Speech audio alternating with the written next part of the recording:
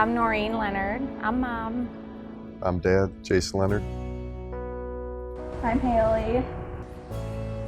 Like most people, the girls were pretty active with their friends, and we like to have fun as a family and spend a lot of time watching movies, going out.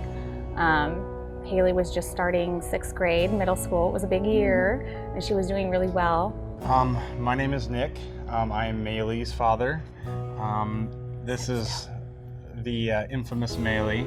She's a ball of sass. And then, do you want to introduce yourself? And I'm Macy, Maylee's mama. And can you say hi to the camera? Say hi. Say hi, I'm Maylee.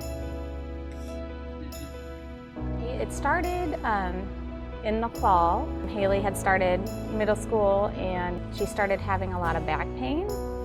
And we didn't quite know what was going on. We thought maybe she had strained her back or sprained a muscle or something, but it wasn't getting better. So we took her, and Jason works with orthopedic surgeons, and they took an x-ray and they said she has some fractures in her spine, which was kind of unusual because Haley wasn't into a lot of sports like soccer, where she would get a weird fall or have an injury like that.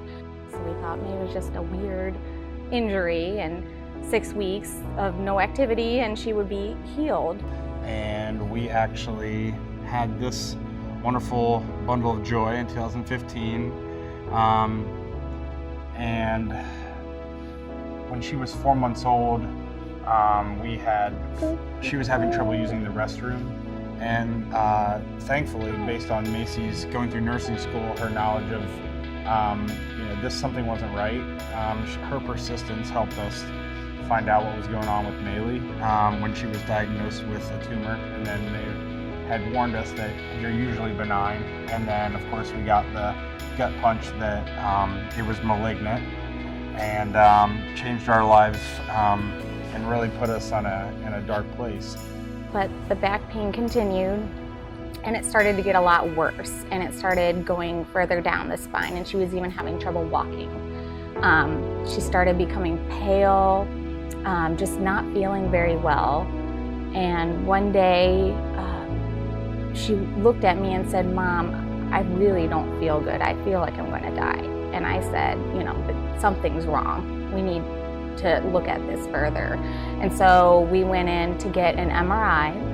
And the doctor said, let's just do some blood work while we're here to make sure. And after the MRI, the doctor came in and said, all of her blood counts are low.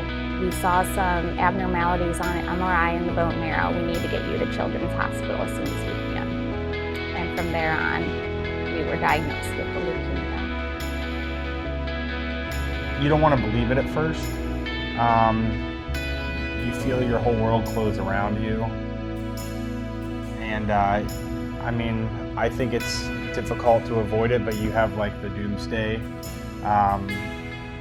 mindset at first. You're like, what am I gonna do if my daughter passes away? How am I gonna survive?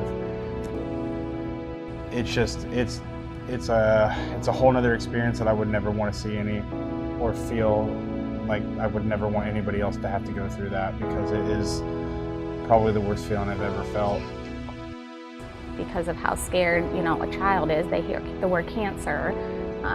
I lost my mother to cancer, Jason lost his father to cancer, so the only exposure that our children had to cancer was not very good. I mean, the end result was death. And so for her to hear that was very scary for her, and we felt helpless as parents as well, because we were scared, we were overwhelmed.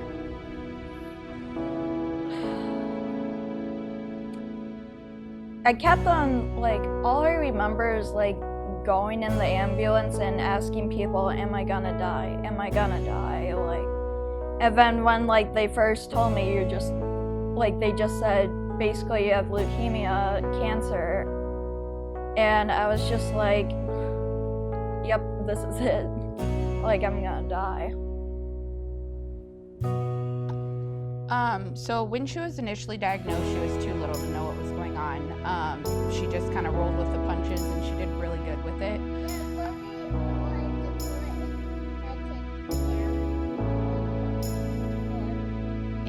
And that she's older, we still continue to have to go to Children's on a monthly basis for labs, and then every 3 months we go there for scan appointments. So she kind of has a little bit of PTSD. She knows, so even though she was really young, she still knows all of the routine, and she knows when she doesn't like things that are about to happen. She can, for example, when the nurse goes to prep all of the things that they need for her lab work. This is why I'm not doing the talking. She immediately freaks out. We had so much support from family, friends, neighbors, even strangers. I mean, the surprising thing for us and the humbling thing was how much people reached out to us, how much people cared. We were so fortunate to have neighbors that would help get our other 2 children off to school. I don't think we cooked a meal for the first 2 months because they started a meal train. You're not alone. Like, that goes along with one of the first initial feelings is you feel isolated and alone. But throughout her journey, we've encountered so many amazing people. And the whole pediatric cancer family becomes a family. Like, it really is a family. There's so many other families that have been affected by it that we all find like a little bit of solace together. And then all the organizations, that like the organization of people that have come together to bring events together have just taught you how to cope and how to overcome all the obstacles that cancer, puts in your way. So we had filled out the application for NC4K, and I'll never forget, we were waiting for Haley to go in to get a lumbar puncture, which is not a fun thing. They put you to sleep, they put a pretty big needle in your spine, and they inject chemo.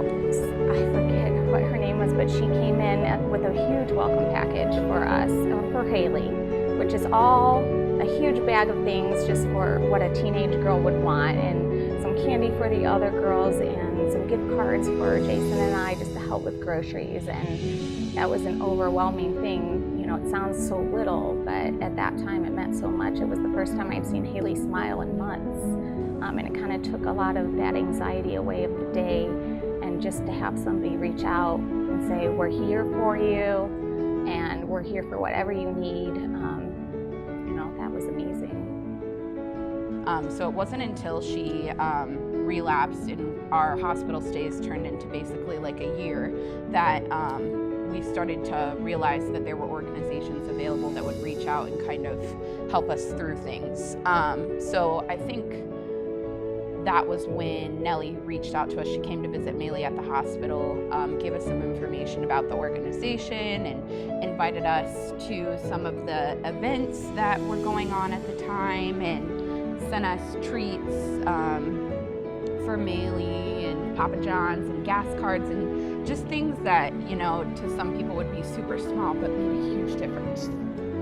it basically allowed Maylee to be who she is, let her be so outgoing and be so energetic, and it's really framed who she is. And I think that's the biggest gift that NC4 gave me personally, is the ability to see my daughter smile and to, be herself through all the, negative things that she has encountered in life.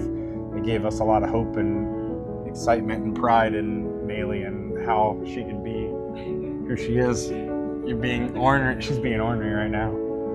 They gave us tickets to the Nutcracker. They let us do the Columbus Zoo calendar, which was pretty cool. I got an Arctic fox, a sloth that I was very terrified of. The one really, really huge silver lining, if you can find a silver lining in a dark situation, is she made a difference on so many kids' lives that knew what they were missing out on. And she was just, these were her friends. This is where she grew up from 4 months on. She knew that she was there. The doctors, the nurses were just her friends, and she made a difference on so many teenagers' lives, that we have encountered.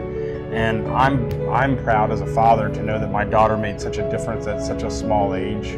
We know how overwhelming this is, and it's not just having a sick child. affects every facet of your life, and we understand that, but you are stronger than you will ever know. You will get through this, and I feel like we've even grown closer as a family. Kids are resilient. When I say we felt helpless, I mean the conversations we had to have with Haley, I just felt like, oh my gosh, she's gonna break. Like, she's never gonna be the same. And just how strong our children are, and all children are, is what's really amazing. So you will get through this, and you have more strength than you know, I think, is what I would say. It's really hard to talk about this stuff. I'm sorry. I don't care how many years go by. I'm never gonna be able to say it without bawling like a baby, and I'm sorry. But you guys are amazing. What you do is amazing, and you really truly make a difference in it. The ability for a family to get through a hard time. And C4K is like our family. Yeah. And we're so grateful. Give mommy a hug. She needs a hug. She needs a Maylee hug.